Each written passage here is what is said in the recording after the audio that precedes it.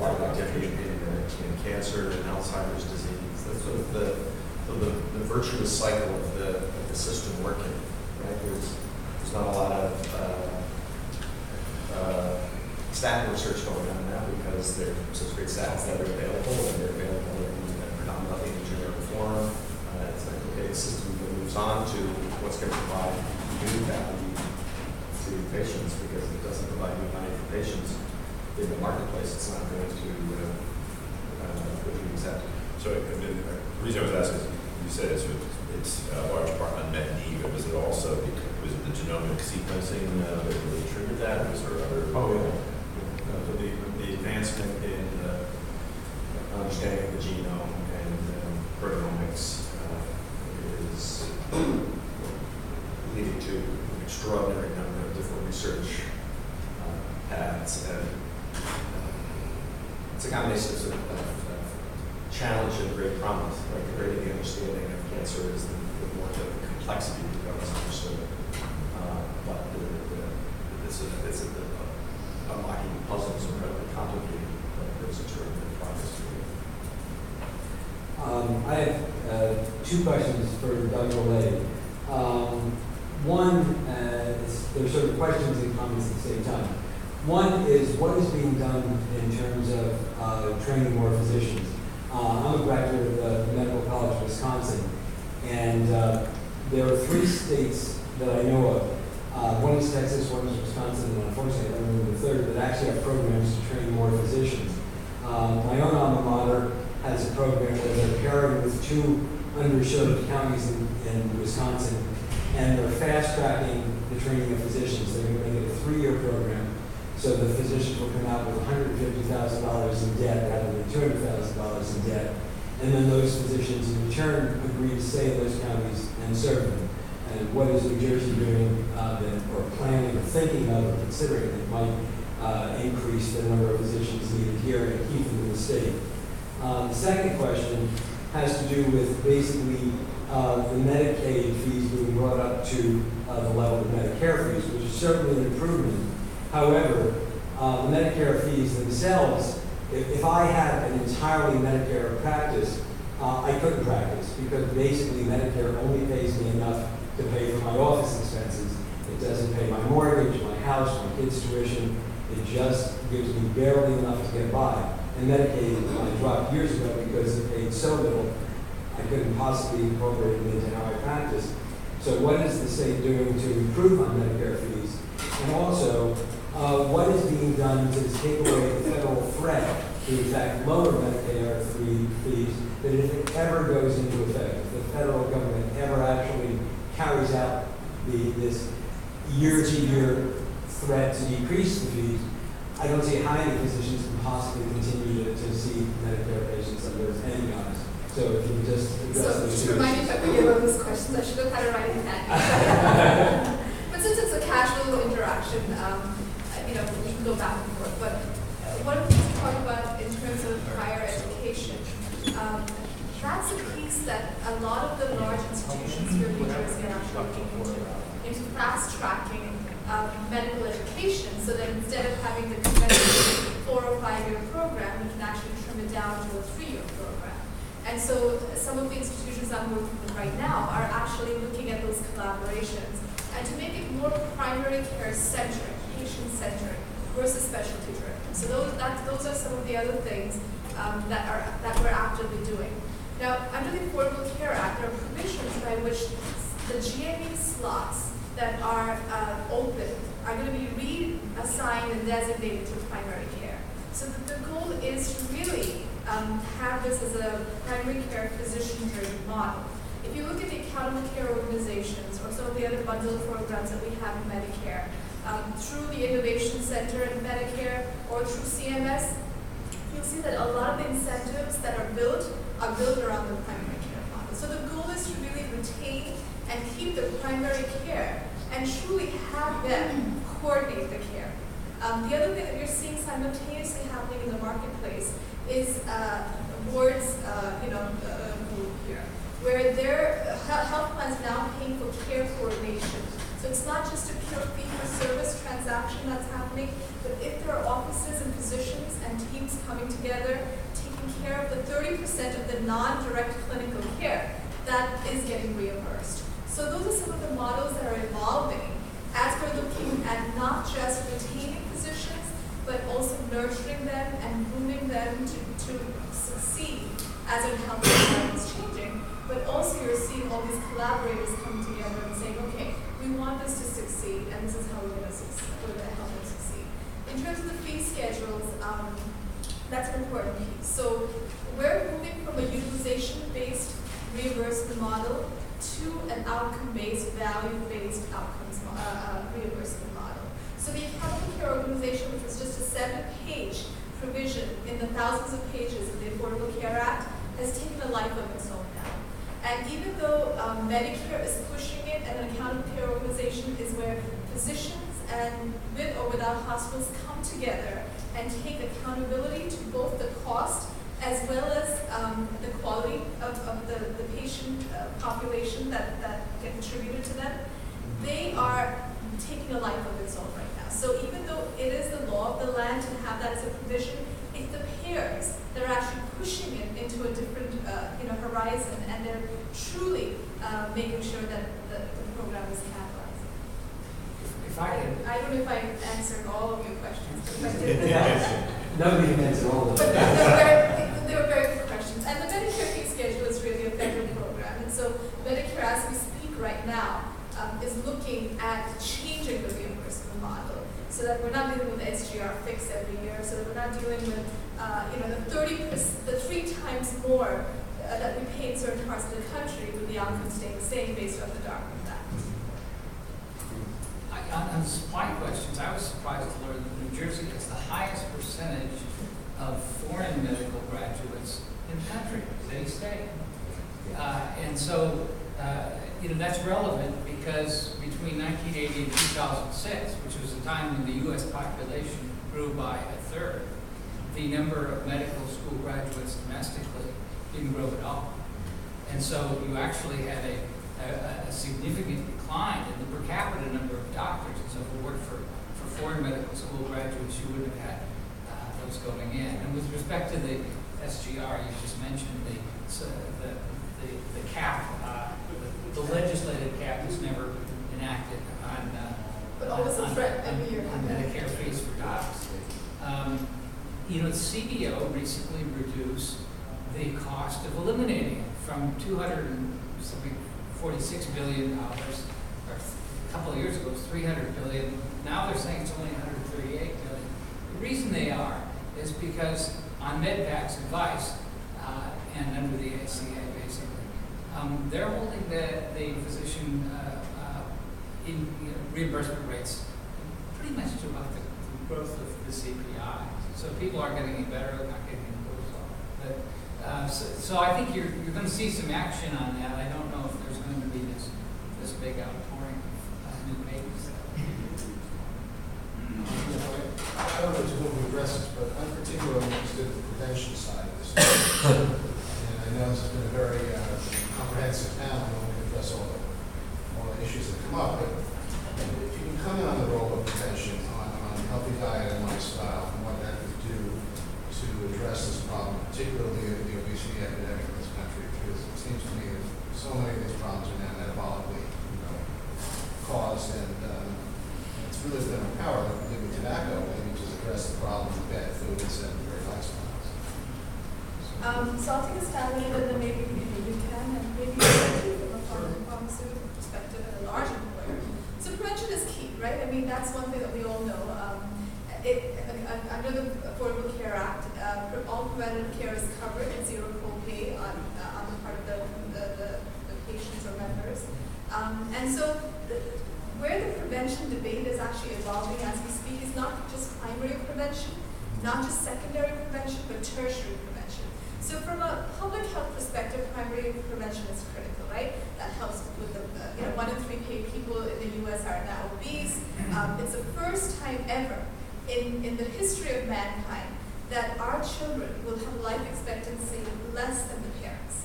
That is unacceptable, right? So from a public health perspective, these are extremely critical issues. From a health economics perspective in terms of cost, a lot of the debate and a lot of the discussions going into tertiary prevention. So if I have a chronic disease, if I have diabetes with complications, how do I make sure that I'm taking the appropriate preventative care in my disease so that the disease doesn't progress, right? If I have multiple myeloma, a disease that Rich's company works with, is a chronic disease. It can be controlled. People don't have to die of it. But if appropriate prevention and treatment is instituted. So the debate's actually going from primary to secondary and now to tertiary, and it is the tertiary prevention that truly helps reduce health costs. So, as a physician and someone in public policy, I mean, I guess those are my perspectives. I would throw in that you're seeing employers taking the lead role in trying to address this, right? Because you talk to most employers and they say, what's the greatest challenge you have in running your business? Way up there is going to be their healthcare costs. So you're seeing employers, and these are involved wellness programs and taking baseline measurements and trying to incent folks to do the right thing who are employees is a fairly new strategy that employers are taking. One of the challenges is that works for a larger size employer. So if you're an employer with 3,000 employees, to the extent that you bend the cost curve, that's your money, right? For a small employer, Mike's Bike Shop with 3 employees, the wellness, because the risk is socialized throughout the entire small employer marketplace or the individual marketplace, you don't see the return on investment as clearly as you would if you're a large employer. A lot of folks are employed by small employers. So while employers are taking the lead in these things, it's still a challenge because of how the reimbursement or how the risk is socialized in the market. I would also say that I think that a lot of these employer strategies, they're not all created equal. So some of these models, you spend $1 and it turns out you don't get great outcomes from it, and then other models really do work. So I think that folks are getting smarter about what strategies work to improve health outcomes and which ones don't. So it's I think you're going to see more and more of that from the employer community. Hopefully a way can be strategies can be used to try to get other populations too outside of the employer context. A lot of thought is well. The prevention and management of chronic disease, again, is one of these areas that solves the three-dimensional problem of healthcare. There's no amount of reducing coverage, reducing what is covered for people who have coverage, and reducing provider reimbursement that can ever meet that unsustainable healthcare income. Of course, it's flattening now in the last few years. But the only way to address the long-term sustainability trends is by attacking the drivers of it. And if I recall the numbers right, 1% of patients in the United States account for 20% of the cost, and 5%, close to half. And the number of those are multiple chronic conditions, and the prevention and better management of those patients is a solution that not only results in better health or economic productivity, but addressing that cost curve. There's an interesting statistic that 27% of Medicare patients are diabetics. 50%, an additional 50% over that 27% are pre-diabetics. So one of the ways you can prevent, real costs from occurring is to deal with your pre-diabetics. Increasingly, that's also in the non-elderly population. This is somewhat facetious, and then I want to go to more seriously. So do you all think that Mayor Bloomberg is right in what he's doing? With the 16-ounce sodas from a governmental direction? Again, I can tell you as a physician, I think he's right. I mean, I think, when you deal with, the issue of overweight and obesity, it is our social responsibility to make sure that we have programs and systems that facilitate and assist people in terms of a healthy, behavioral lifestyle choices. I know that if I have a patient who is obese or is having a problem with weight management, and you give that patient a plate full of, red meat and high cholesterol diet, high fat diet, it's difficult to say no, right? And so from a physician perspective, knowing the kinds of challenges patients have when they're trying and they're struggling with healthy lifestyle, compliance, I think we as a society need to help them get to that point.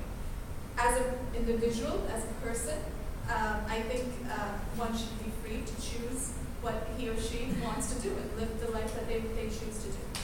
So it depends on what perspective you're asking for, but from a public health perspective, I think he's doing the right thing. As a physician, I mean, in terms of trying to induce patient compliance, one thing it may take is more time, which, given the reimbursement system, is kind of paradoxical. Yeah, and one of the things that I've enjoyed doing over the past few months is actually going around the country and seeing some of the best practices. And there's a very big model that's just evolved. It's called the care model. And I'm not sure if you're familiar with that, but it's a WellPoint model. And WellPoint is the largest insurer in the country. And they have these specific medical homes that are led by nurse practitioners and ancillary healthcare providers, where all the patients do is come in and get preventative care, whether it's primary, secondary, or tertiary prevention. So if they need a foot exam, if they need behavioral health support, if they need education, if they need to be on a telemonitoring device, if they need access to a specialist, all that coordination is done in that facility. If they need transportation, the physician takes care of truly the clinical conditions in terms of managing the disease. So to your point, models are evolving where we're dealing with looking at innovative ways of getting to a solution and creating new delivery elements in our healthcare system. So you're right, it's such a huge need that WellPoint has invested and bought these practices. Those are, again, care more practices, because they feel that this is an investment. And in fact, when the physicians refer to these care more clinics, it's like competition. And the more they refer to the care more clinics, the more they get bonus payments because then they meet their quality measures. So things like that are evolving as we speak. Yes. Okay. I have a second question, and this is a general question of the panel. It's the issue of waste that you touched on. In terms of, the one area of waste that the unnecessary tests and all of that being done, is anyone looking at the issue of tort reform and how that might affect that aspect of waste? And then the second aspect of waste. Richard, I have a story to tell about this from Okay. our old days, right? Okay. And then the He's forgotten second. his old days already. No, I'd like to hear that. The second area of waste is the administrative waste in terms of things like prior authorization. Is anybody looking at the waste involved, the cost of things where a physician or a member of the staff has to call an untrained person under an insurance company to get approval of continuing a medication that a person is already maintained on and doing well on, or appealing to get a medication approved that now has been discounted because it's not on the list of approved medications by a given company, even though the person doesn't do as well on the medication that you want to transfer them to her. And that kind of waste, that administrative waste. Is anybody looking at either of those areas of waste? Yeah, so again, I think Ward mentioned this, or Joe did, maybe Joe, about the fact that the IOM came out with a report last year that said $750 billion, or a third of healthcare expenditure, is actually going into waste. So it's not improving healthcare. So to your point, you're absolutely right in terms of the opportunities to make the system more efficient and effective. So as our healthcare payment models are evolving and reforming, the goal is to take the whole administrative piece out of it and let the physicians be in charge of making sure that they understand what the patient needs at what point of care. I was talking to one of the largest health plan CEO a few months ago, and he was telling me that they're preparing to not be in the business of healthcare from a risk perspective, so they don't want to take risk anymore, but really